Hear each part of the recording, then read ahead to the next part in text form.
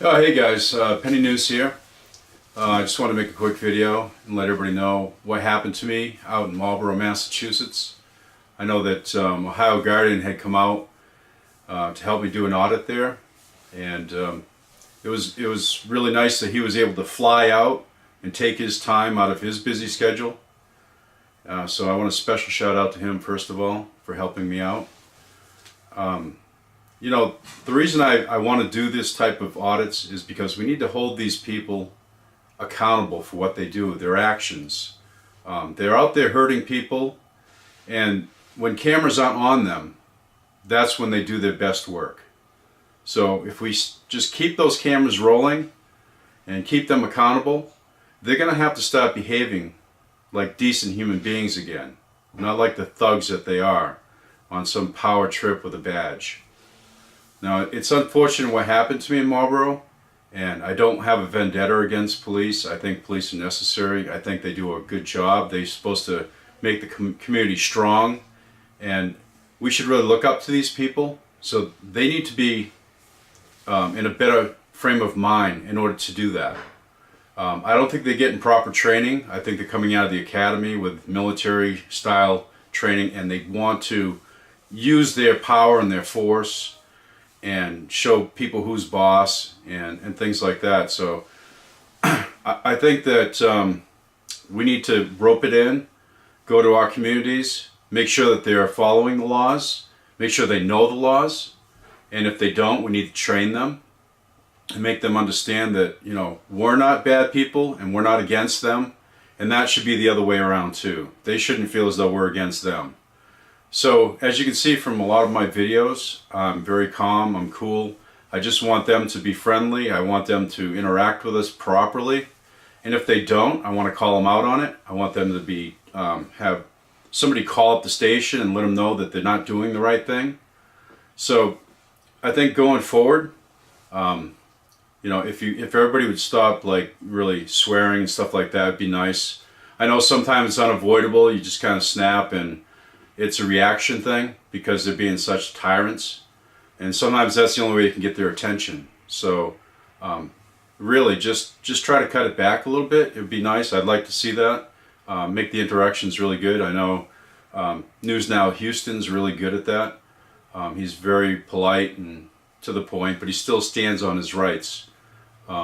So I think, without further ado, I want to get back to what happened to me in Marlborough, Massachusetts. The police there came out to the scene.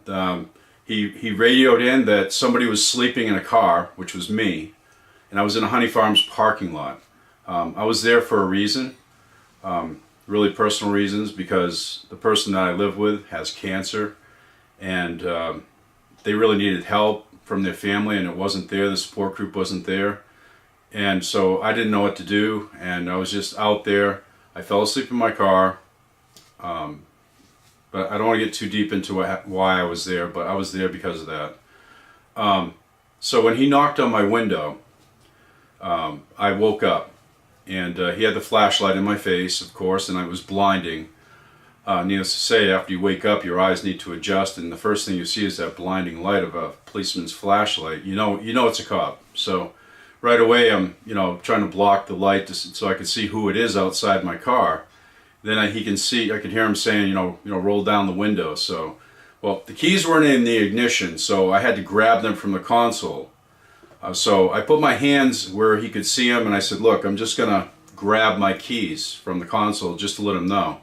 And I reached down slowly, I grabbed the key, I showed it to him, and I put it into the ignition. Okay, and I just turned it into accessory, and I rolled my window down.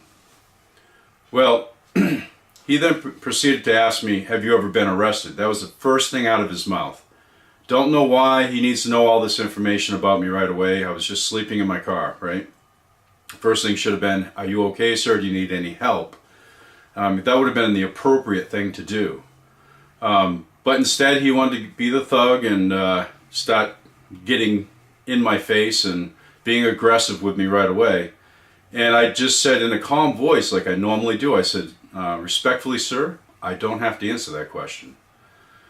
And he just, you could see him get taken back by, what do you mean you're not going to answer my question? And then he said, are you on parole and stuff like that. So it was only a couple of questions. I just respectfully declined him twice on his questions. Well, he took a huge step back. He puts his hand on his gun, okay, and he says, get out of the car, you're under arrest, okay? Now, I didn't know what to think of this. I'm like, why am I under arrest? So I said, for what? What am I under arrest for? And he says, for disorderly conduct. I says, okay, I don't know how that could be possibly disorderly conduct. You know, I was just answering, I wasn't answering his question, and he was just mad at me. So at that time, another guy that had come to the scene at the same time was standing outside my car door. And I knew he was probably going to grab me first. All right, so I opened my door and I got out slowly with my hands in sight, and I started to put my hands behind my back because I thought the guy on the left who was standing by my door when I got out was going to cuff me. So I was very peacefully, I wasn't doing any, quick actions. I know I was just had to be careful, And so when he grabbed me by my left arm, he grabbed me around here, and he kind of forcibly, as I was saying, I thought he was just gonna, push my hand behind my back, but he didn't. He shoved me forward real fast, and then Officer Bradley, okay, Graham was the one holding my arm. He starts yelling, "Stop resisting!" And I was like, resisting? And then all of a sudden, all I knew is they were both taking me down. I said, I'm not, and they just slammed me face first into the hard tar pavement of the parking lot. I had no way of bracing my fall. My hands were back. So my head hit, and then I skidded forward, I'm sure, because of the skin that came off my head, okay? And I'm going to show you a picture of what I looked like, and they called this a little scratch, by the way. Alright, so right away I kind of blacked out for a second because they hit me so hard into the pavement. And then they just continued to crush my face into the pavement. He put his knee on the back of my neck, and my glasses were getting crushed into my face. Okay. And I was starting to just scream in pain so loud that I woke a guy up that lived in the neighborhood. And he called 911 and said, hey, you got some guy, some kid on the ground or whatever, and, he woke me up, and what's going on over there? So, I mean, it was enough pain that I woke people up in the neighborhood. All right, so after they, got me cuffed and everything, they stood me up. They had one guy behind me. He was holding the cuffs, and I had my hands. He had his hand between the cuffs. And one of the guys started going up and down my leg. And when he came up, he slammed hard up into my crotch. And it hit me so hard that I lurched forward, and I kind of winced in pain. And then the guy who was behind me, I don't know who it was, I couldn't see him, he yanked up full force, pulling my arm straight back. He sprained my right wrist. Okay, that's how hard he yanked up on me. Okay. At that point, I might have swore, I don't know. I mean, it could have slipped out, but he then sat me down on the ground, and they had to call the medics because I was bleeding all over my face.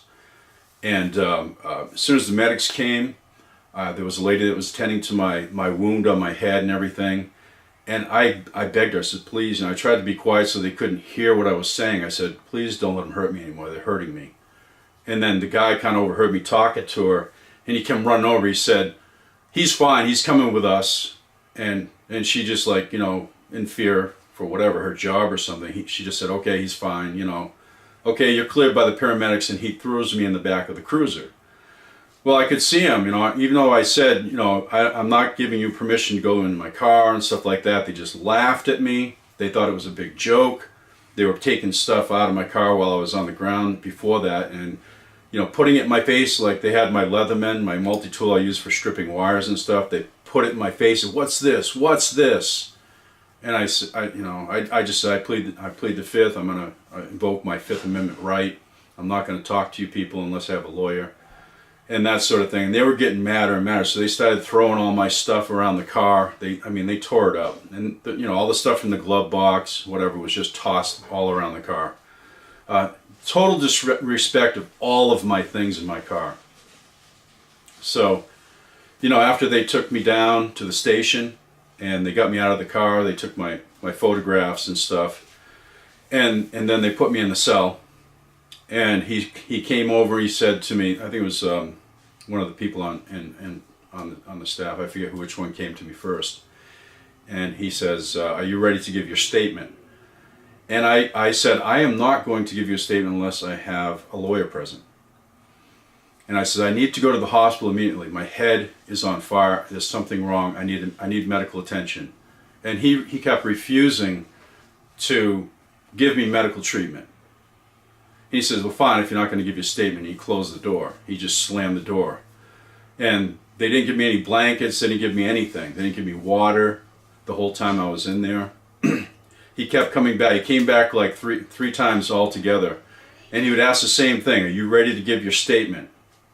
And I said, "I am not going to speak to you without a lawyer," every single time. And I also demanded that he take me to the hospital. They refused every single time, even though I was in such pain.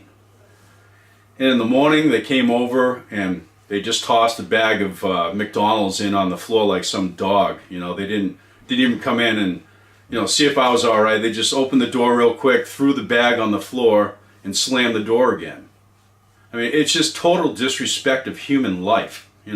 These people treat you like a dog in there, and it's sickening when you see how they treat people who have done nothing wrong, absolutely nothing wrong.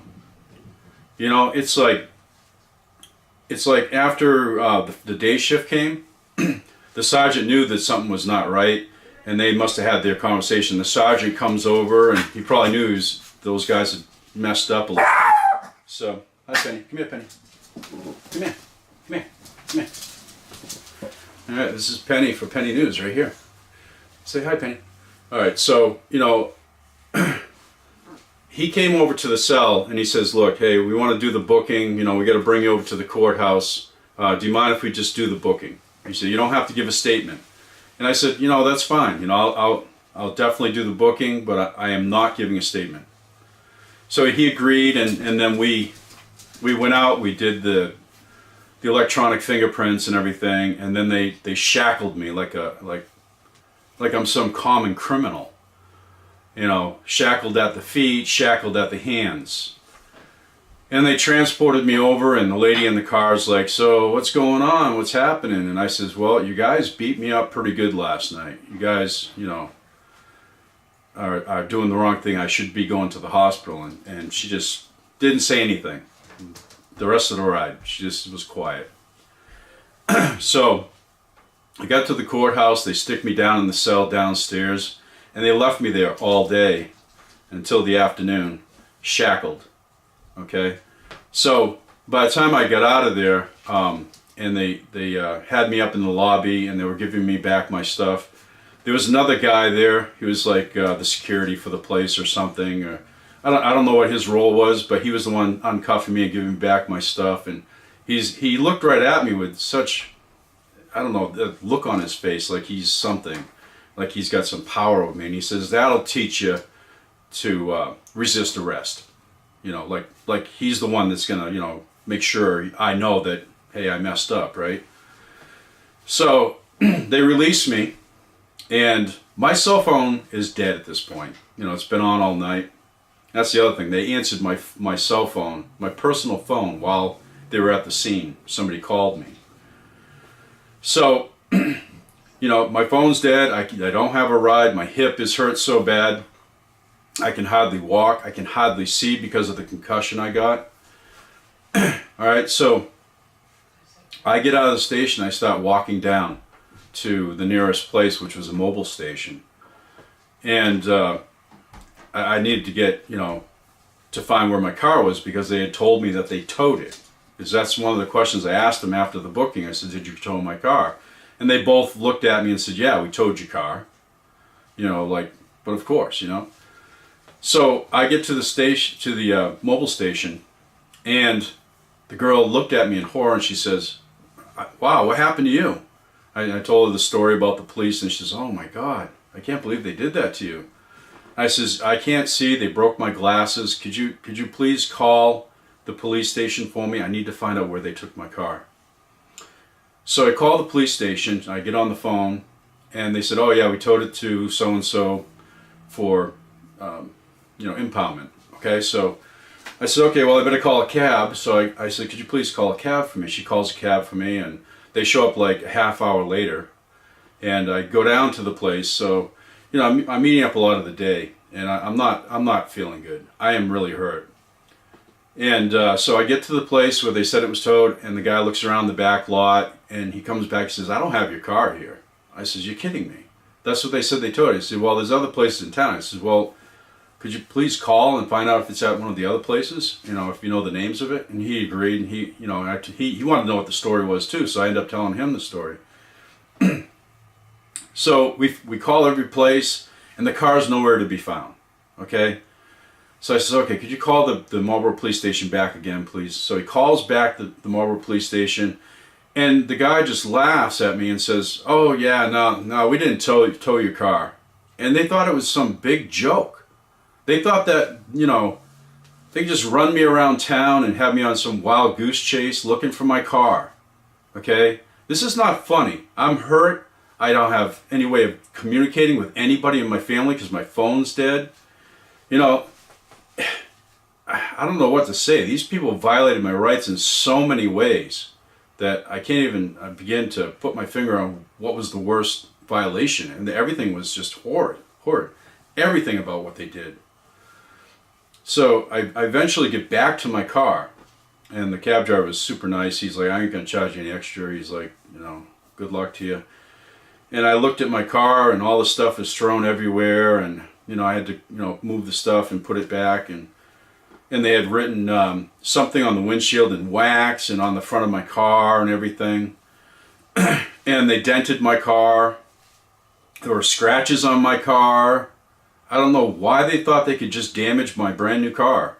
You know, it was 2016, and it was you know, I can't even believe this stuff happened to me. But, you know, I get to my house, and I took a couple pictures of my injuries. Directly after, I'm going to post it, and that's when it happened, and I took it right when I got home. And then I was so tired and exhausted, I said, I have to lay down for a few minutes before I go to the hospital. And I with my clothes on, I just fell forward into the bed, and I didn't wake up till the next day. I was just, I don't know, I just couldn't wait. I didn't wake up. And when I did wake up, I went to the hospital, and they said I had a concussion. I had a wrist sprain. I had my back was strained. Everything, you know, my hip. Had a lot of cuts and scrapes and stuff on my arms and my fingers. I still had dry blood on my hand. Yeah, it was just a horrible experience. And you know, these guys aren't accountable. You know, I end up spending $8,000 for a lawyer. I had to go to several court dates and miss work, and I had to go on short-term disability for 6 weeks with my concussion. Went to a neurologist, had to pay for that, and I mean, it goes on, you know. And then I had to go to therapy for quite a while because of all the stress and PTSD that I had. So, I mean, I don't know what to say, but these guys need to be called. They need to be, let everybody know that, hey, we can't do this to this guy. I mean, if it happens to me, it's going to happen to other people. That's why I want to get out there and interact and help cure the problem rather than try to, you know, go take vengeance on these people. I didn't even file a complaint or anything, but it's not like I want vengeance, but I want things to get better for other people. You know, I don't want this to happen to anybody else. That was a nightmare. And it set me back financially, mentally, emotionally. I think that people out there deserve better from their police departments. So anyway, that's what I've got. I'm going to post the number for the Marlborough Police Department. And like I said, Ohio Guardian, you're the man. You really did help me a lot. You helped me get out there and start doing this. And Monkey 83, I mean, I'm going to continue working with you. You've been an awesome dude. We just need more people out there, more cameras. We got to hold all these people accountable, everybody. So, you know, if this inspires somebody, I hope that, you know, you go out and do this as well. All right, so this is Penney News, signing out. I hope you have a great day. Okay, you take care.